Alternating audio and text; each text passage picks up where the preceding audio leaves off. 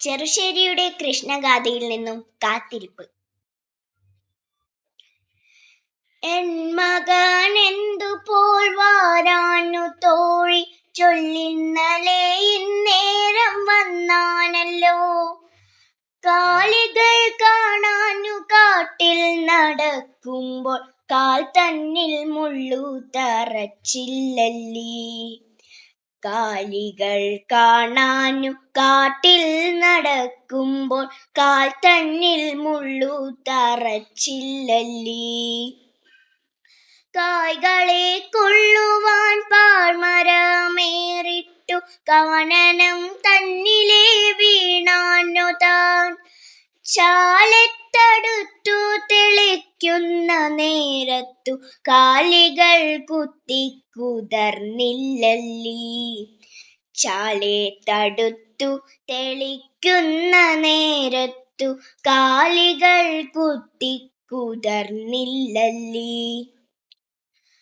കാനനം തന്നിലെ നൽവഴി കാണാഞ്ഞു ദീനനായി നിന്നങ്ങുഴങ്ങാനു താൻ. സഞ്ചരിച്ചിടുമ്പോൾ വൻപുലി തന്നാലെ വഞ്ചിതനായാനു ചൊല്ലു തോഴി. സഞ്ചരിച്ചിടുമ്പോൾ വൻപുലി തന്നാലെ വഞ്ചിതനായാനു ചൊല്ലു തോഴി. പിള്ളരുമായി പിടിച്ചു കളിക്കുമ്പോൾ അല്ലലായി വീണു കിടന്നാനു താൻ.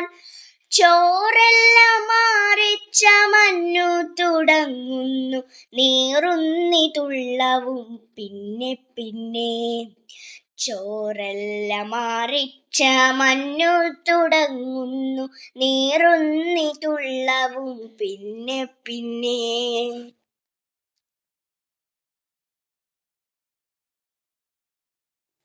എൻ മകനെന്തുപോൽ വരാഞ്ഞു തോഴി ചൊല്ലിന്നലെ ഇന്നേരം വന്നാനല്ലോ.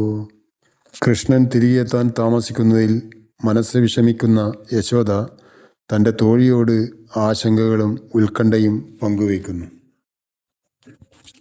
എൻ്റെ മകൻ എന്തുകൊണ്ടാണ് തോഴി വരാൻ വൈകുന്നത്? ഇന്നലെ ഈ സമയത്ത് അവൻ എത്തിയിരുന്നല്ലോ. കാലികൾ കാണാഞ്ഞു കാട്ടിൽ നടക്കുമ്പോൾ കാൽ തന്നിൽ മുള്ളു താറിച്ചില്ലല്ലീ. പശുക്കളെ കാണാതെ കാട്ടിൽ അലഞ്ഞു നടക്കുമ്പോൾ അവൻ്റെ കാലിൽ മുള്ളു തറച്ച് കാണുമോ? കായ്കളെ കൊള്ളുവാൻ പാഴ്മരമേറിയിട്ട് കാനനം തന്നിലെ വീണാനോ താൻ. പഴങ്ങൾ പറിക്കാൻ ഏതെങ്കിലും പാഴ്മരത്തിൽ കയറിയിട്ട് കാട്ടിൽ വീണുപോയതാണോ? ചാലെത്തടുത്തു തെളിക്കുന്ന നേരത്തു കാലികൾ കുത്തിക്കൂതർന്നില്ലല്ലീ. വഴിമാറിപ്പോയ കാലികളെ നേർവഴിക്ക് തെളിക്കുമ്പോൾ അവനെ കാലികൾ കുത്തി മുറിവേൽപ്പിച്ച് കാണുമോ? കാനനം തന്നിലെ നൽവഴി കാണാഞ്ഞു ദീനനായി നിന്നങ്ങുഴന്നാനോ താൻ. കാട്ടിൽ നേർവഴി കാണാതെ വിഷമിച്ച് അവശനായി എവിടെയെങ്കിലും അലഞ്ഞു തിരികെയാണോ? സഞ്ചരിച്ചിടുമ്പോൾ വൻപുലി തന്നാലെ വഞ്ചിതനായാനോ ചൊല്ലു തോഴി. കാട്ടിലൂടെ നടക്കുമ്പോൾ വലിയ പുലിയുടെ മുന്നിൽ പെട്ടുപോയതാണോ?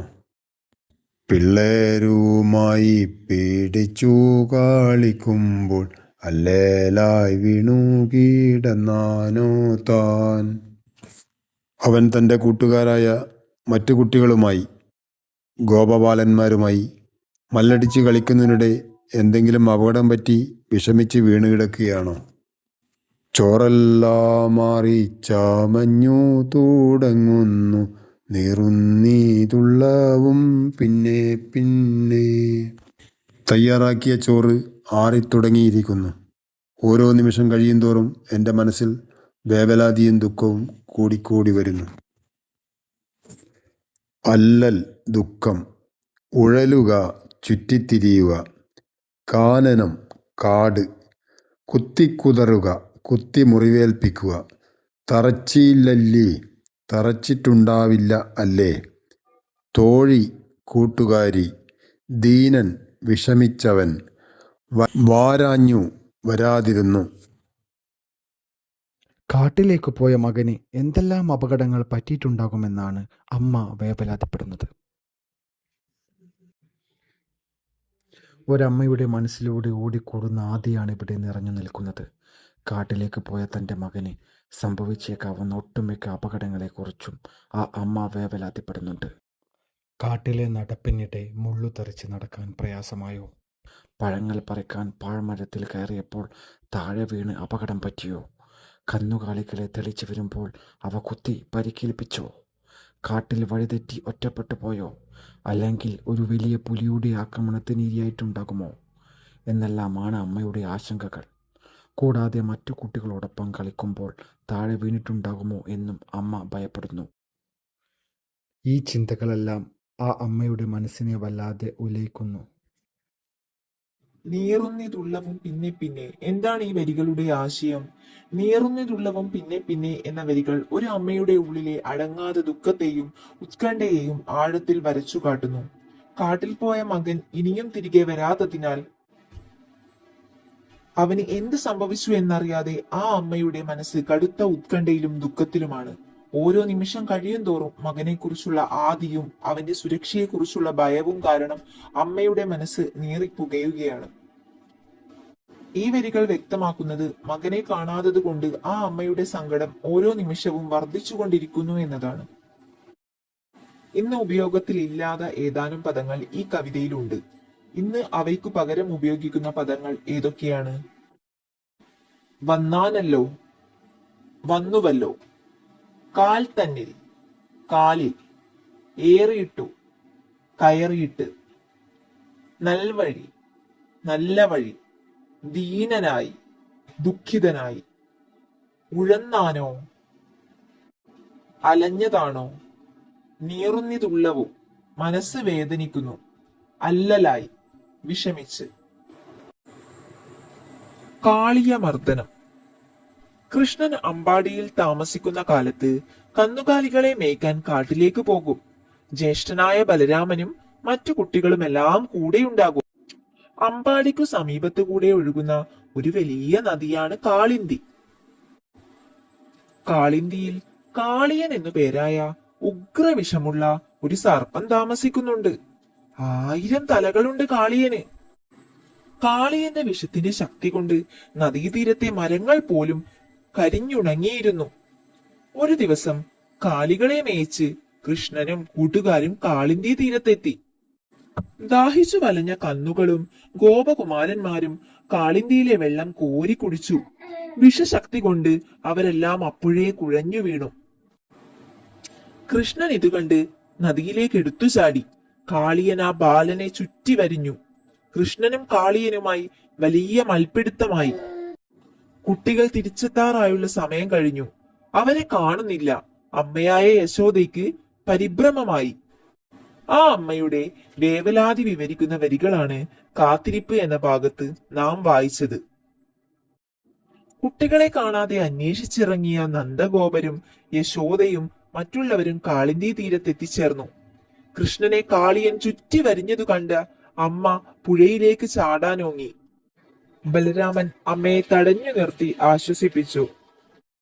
കൃഷ്ണനാകട്ടെ ഒട്ടും പ്രയാസം കൂടാതെ പാമ്പിന്റെ ചുറ്റഴിച്ച് അതിന്റെ വലിയ തലയിൽ കയറി ഓടക്കുഴൽ ഊതിക്കൊണ്ട് നൃത്തം ചെയ്തു.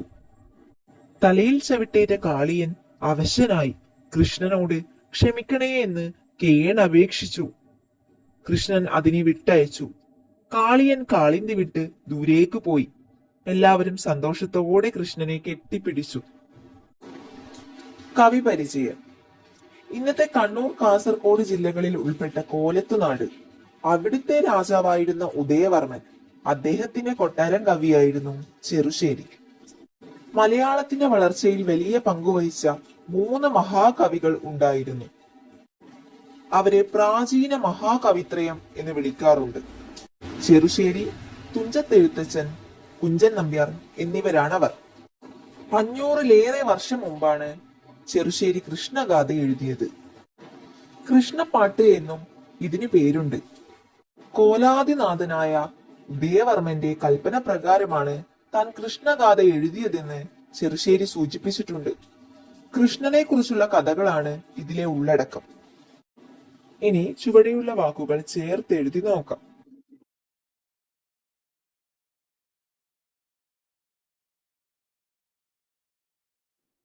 ചില പദങ്ങൾ കൂടിച്ചേരുമ്പോൾ പുതിയ പദത്തിലെ അക്ഷരങ്ങൾക്ക് മാറ്റം വരാം. എന്നാൽ എല്ലാ വാക്കുകളും പരസ്പരം കൂടിച്ചേരുമ്പോൾ ഇങ്ങനെ മാറണമെന്നില്ല.